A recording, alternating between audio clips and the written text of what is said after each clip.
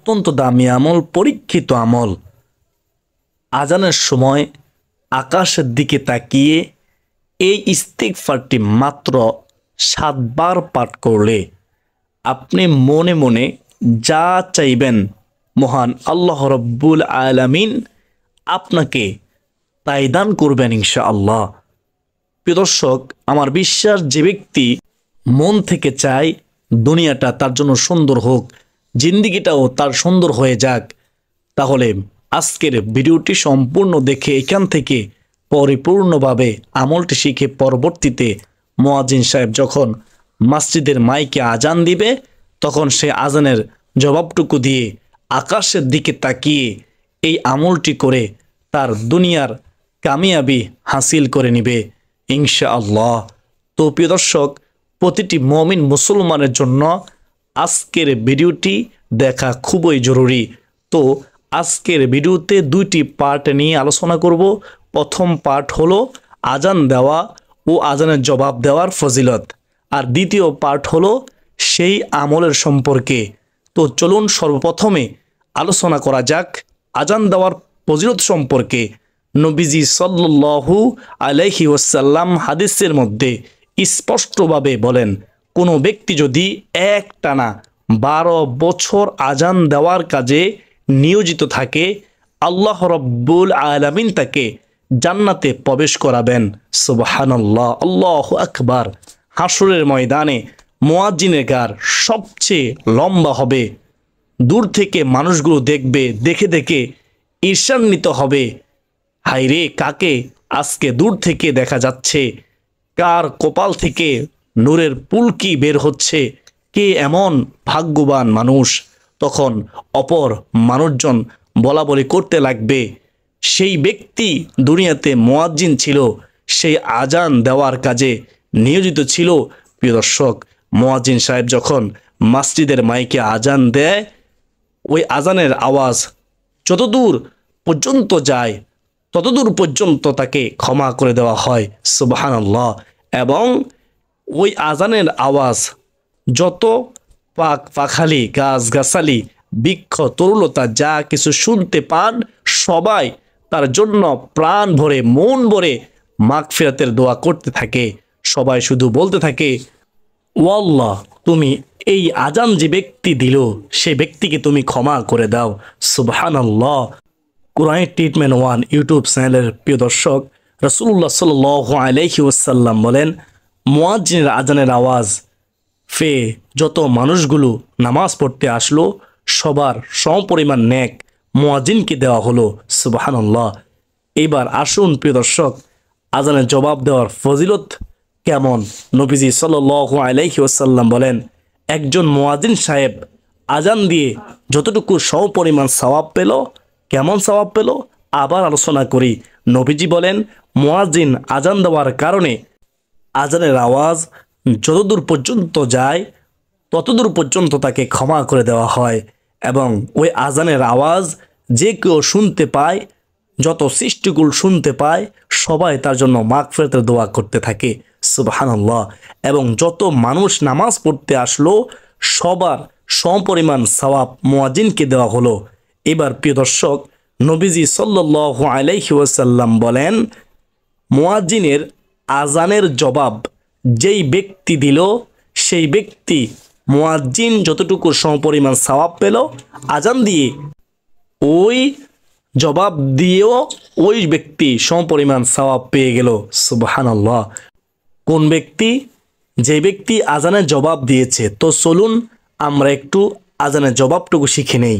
মুয়াজ্জিন সাহেব যখন বলবে আল্লাহু আকবার, আপনিও বলবেন আল্লাহু আকবার, আল্লাহু আকবার। মুয়াজ্জিন আবার বলবে আল্লাহু আকবার, আল্লাহু আকবার। আপনিও বলবেন আল্লাহু আকবার, আল্লাহু আকবার। মুয়াজ্জিন বলবে আশহাদু আল্লা ইলাহা ইল্লাল্লাহ। আপনিও বলবেন আশহাদু আল্লা ইলাহা ইল্লাল্লাহ, আশহাদু আল্লা ইলাহা ইল্লাল্লাহ। মুয়াজ্জিন বলবে আশহাদু আন্না মুহাম্মাদার রাসূলুল্লাহ। আশহাদু আন্না মুহাম্মাদার রাসূলুল্লাহ। আপনিও বলবেন আশহাদু আন্না মুহাম্মাদার রাসূলুল্লাহ। আপনিও আবারও বলবেন আশহাদু আন্না মুহাম্মাদার রাসূলুল্লাহ সাল্লাল্লাহু আলাইহি ওয়াসাল্লাম। যখন মুয়াজ্জিন সাহেব বলবে হাইয়া আলাস সালাহ, হাইয়া আলাস সালাহ, আপনি বলবেন লা হাওলা ওয়ালা কুওয়াতা ইল্লা বিল্লাহ, লা হাওলা ওয়ালা কুওয়াতা ইল্লা বিল্লাহ। যখন মুয়াজ্জিন সাহেব বলবে হাইয়া আলাল ফালাহ, হাইয়া আলাল ফালাহ, আপনিও বলবেন আবার লা হাওলা ওয়ালা কুওয়াতা ইল্লা বিল্লাহ, লা হাওলা ওয়ালা কুওয়াতা ইল্লা বিল্লাহ। এইবার মুয়াজ্জিন সাহেব আবার বলবে আল্লাহু আকবার, আল্লাহু আকবার, আপনিও বলবেন আল্লাহু আকবার, আল্লাহু আকবার। মুয়াজ্জিন বলবে লা ইলাহা ইল্লাল্লাহ, আপনিও বলবেন লা ইলাহা ইল্লাল্লাহ।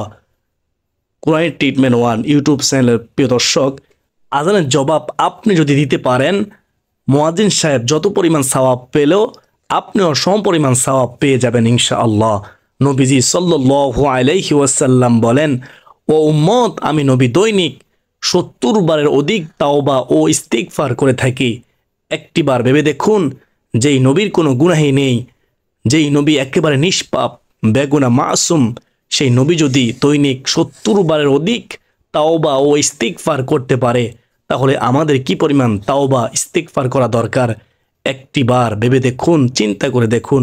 প্রিয় দর্শক, হযরত আবু মুসা আল আশআরী রাদিয়াল্লাহু তাআলা আনহু তিনি বলেন, আমাদের মাঝে দুইটি জিনিস ছিল, একটি জিনিস চিরদিনের জন্য আমাদের মধ্য থেকে হারিয়ে গিয়েছে, সেটা হলো রাসূলুল্লাহ সাল্লাল্লাহু আলাইহি ওয়াসাল্লামের উপস্থিতি।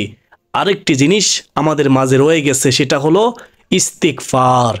যেদিন এই ইস্তিগফার করার মতো লোকও এই পৃথিবীতে থাকবে না, সেদিনই আমাদের ধ্বংস অনিবার্য। তওবার দরজা একদিন বন্ধ হয়ে যাবে, এখনো সময় আছে, বেশি বেশি তওবা করুন, ইস্তিগফার করুন। যখন তওবা দরজা বন্ধ হয়ে যাবে আর তওবা করার সুযোগ থাকবে না, আমাদের উচিত বেশি বেশি তওবা ইস্তিগফার করা। কোরআন ট্রিটমেন্ট 1 ইউটিউব চ্যানেলের সুপ্রদিনী ভাই ও বোনেরা, আমরা চলুন আজকের ভিডিও থেকে উক্ত আমলটি শিখে নেই। এই আমলটি করার জন্য আপনাকে সর্বপ্রথম অজু করতে হবে, উত্তমভাবে অজু করতে হবে।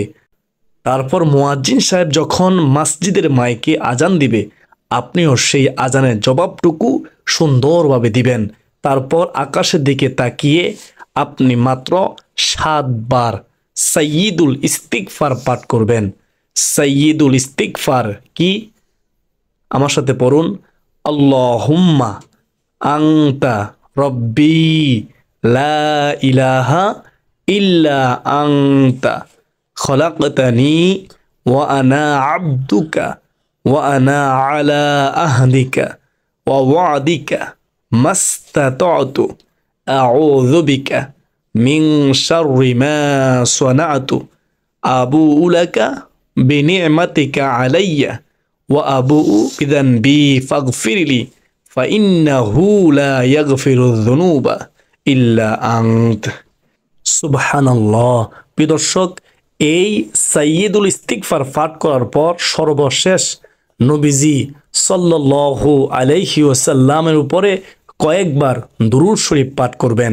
তার কারণ হলো, যে আমলের শেষে অথবা শুরুতে নবীজির প্রতি দুরূদ না থাকে, সে আমল আল্লাহ তাআলা ভালোভাবে কবুল করেন না, সে আমলগুলো আসমানে ঝুলন্ত অবস্থায় থাকে। প্রিয় দর্শক, এইবার আপনি দুইখানা হাত তুলিয়া জীবনের সকল কাকুতি মিনতিগুলো আল্লাহ তাআলার কাছে বলবেন। আপনার গুনাহ ক্ষমা করা প্রয়োজন, সেটাও মহান মালিকের দরবারে বলবেন। যে কোনো চাওয়া পাওয়া রয়েছে, সব চাওয়া পাওয়া আল্লাহ রাব্বুল আলামিনের দরবারে বলবেন। ইনশাআল্লাহ আল্লাহ তাআলা আপনার সমস্ত চাওয়া পাওয়া আশাগুলোকে পূরণ করে নেবেন ইনশাআল্লাহ। প্রিয় দর্শক, এই আমলটির ভিডিও যদি ভালো লাগে তাহলে প্রিয়জনদের মাঝে শেয়ার করে দিবেন ইনশাআল্লাহ। কারণ ইসলাম একজনের নয়, ইসলাম সবার জন্য। সবাই দেখুক, সবাই শিখবে। পৃথিবীতে যত ছোট ছোট বাচ্চা জন্মগ্রহণ করলো, নবীজি সাল্লাল্লাহু আলাইহি ওয়াসাল্লাম বলেন, তারা দ্বীনের উপরে জন্মগ্রহণ করলো, কিন্তু তারা কি কারণে বেঈমান হয়ে গেল জানেন? কারণ তাদের পিতামাতা তাদেরকে বেঈমান বানিয়েছে। হিন্দুরা তাদের সন্তানগুলোকে অগ্নি পূজা, মূর্তি পূজা, এই শিরকের কাজগুলো শিখিয়ে তাদেরকে বেঈমান বানিয়ে ফেলে। অথচ তারা প্রতিটি ছোট ছোট সন্তানেরা বৌদ্ধদের ঘরে জন্মানো সন্তান আর খ্রিস্টানদের ঘরে জন্মানো সন্তান, সকল সন্তানগুলোই ইসলামের উপর, এক আল্লাহর উপর ঈমান নিয়ে পৃথিবীতে আসে। তাদের পিতা মাতা তাদেরকে বেঈমান বানিয়ে দেয়। আলহামদুলিল্লাহ, আমরা মুসলিম পরিবারের সন্তান, আমাদের মা বাবা মুসলিম, আমরাও মুসলিম। আল্লাহ তাআলার দরবারে শুকরিয়া জ্ঞাপন করি আলহামদুলিল্লাহ। আল্লাহ রব্বুল আলামিন আমাকে, আপনাকে, আমাদের সবাইকে মৃত্যুর আগে একবার হলেও নবীজি রওজা শরীফ জিয়ারত করার তৌফিক দান করুন, হজ্জে বাইতুল্লাহ নসিব করুন, জীবনে একবার হলেও নবীজি দিদার নসিব করুন। সকলে বলি আল্লাহুম্মা আমিন।